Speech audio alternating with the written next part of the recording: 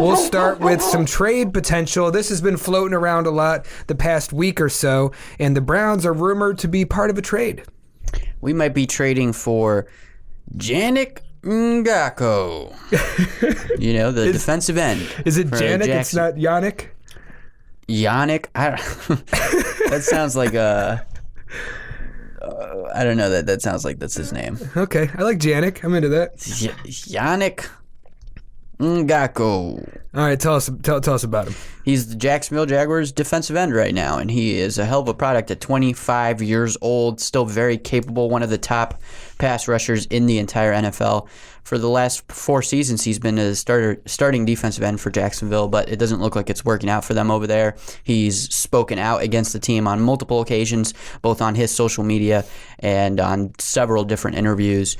But the Jaguars have said they're not looking to trade him, and if by any chance they are going to trade him, it's going to take quite a bargain for them to give him up.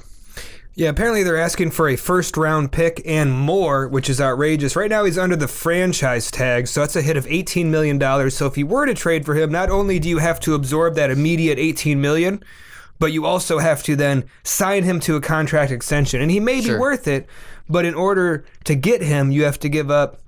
What they're asking for right now is at least a first-round pick, which we'll see.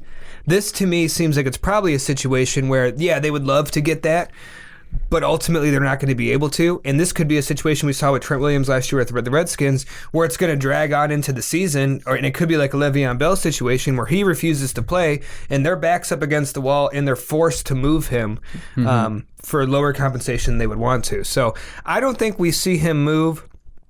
Even in this offseason, I think the Jaguars are going to try to make it work with him. They franchise tagged him. They obviously want to keep him. But if he's as disgruntled as he's alluding to be, then maybe things change. He could get traded in the draft. That's possible as well. Sure. I mean, he's a hell of a defensive end. He's racked up 37.5 sacks, 42 tackles for loss, and 85 quarterback hits, and 14 forced fumbles. And he even has 2 interceptions. He's also extremely durable. He's only missed 2 games during his entire career. So I like him as a player, but I don't necessarily like him coming into the Browns because I think the idea of not only having to trade for him, but also having to sign him to a long-term deal, it just doesn't work for what we currently have in our roster. We have a bunch of young players that are going to need contracts very soon to add on, having to figure out how to manage this defensive end and his massive contract that will come with him inevitably. I don't think it's the right fit for the Browns right now. Could he be traded? I don't know. But for the Browns, I'm not sure it's the right move. Would you trade Olivier Vernon and a 3rd-round pick for him? Of course. You'd be down for that? Yeah, why not? So if you can shed the salary hit of Vernon, which I think is about the same, it's like $18 million or something absolutely astronomical. Why we traded for him, I still don't understand. I think, but 15 still an insane amount.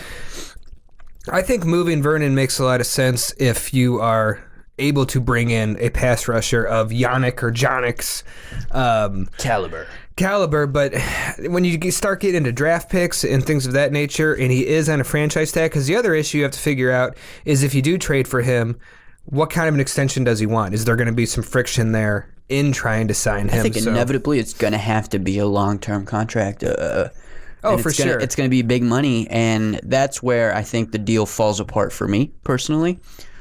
Would I take that trade? Sure, but ultimately the move overall of making that trade plus having to sign him to the long-term deal, I just don't think works for the current roster situation and the Cleveland Browns. I don't think it makes sense either. If he was a free agent, we could have a very different conversation about it. But having to give up assets to receive someone who's currently on a 1-year deal and extend him, it's a little risky. Although we saw the Bears do it with Khalil Mack, and that paid off phenomenally well. So it's not completely out of the question, but it's not a move I see the Browns making.